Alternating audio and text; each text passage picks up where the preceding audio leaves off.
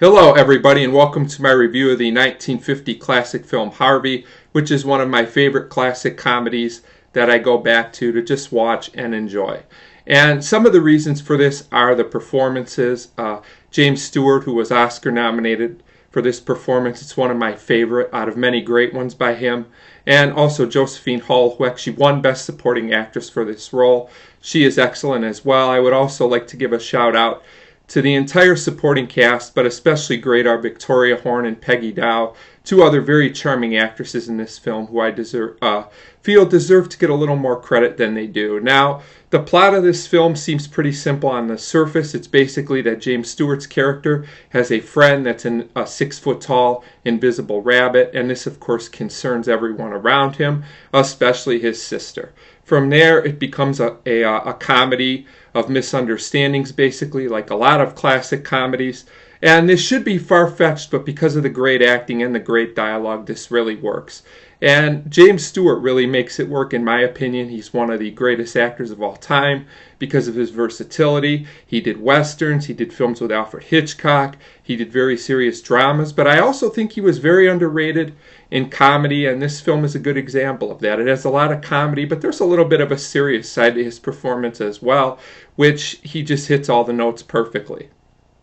Another thing is that there's some romantic subplots between side characters in this film, and they should really feel contrived, but for some reason they work. Nothing in this film feels contrived, which is a credit to the direction and the screenplay. There's a lot of elements of this film that really shouldn't work, but they do for some reason.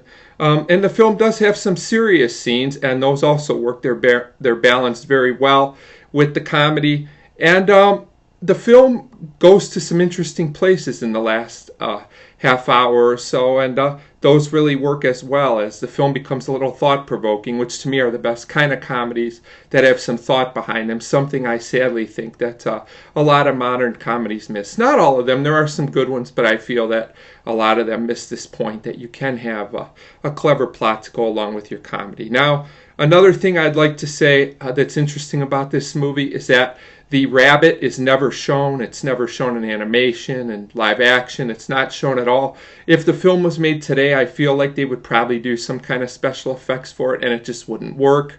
This is another case of where less is more, and the film works perfectly without ever showing us one of the main characters of the film, which is Harvey the rabbit. So that's an amazing achievement as well. So overall, this is a great film, very entertaining.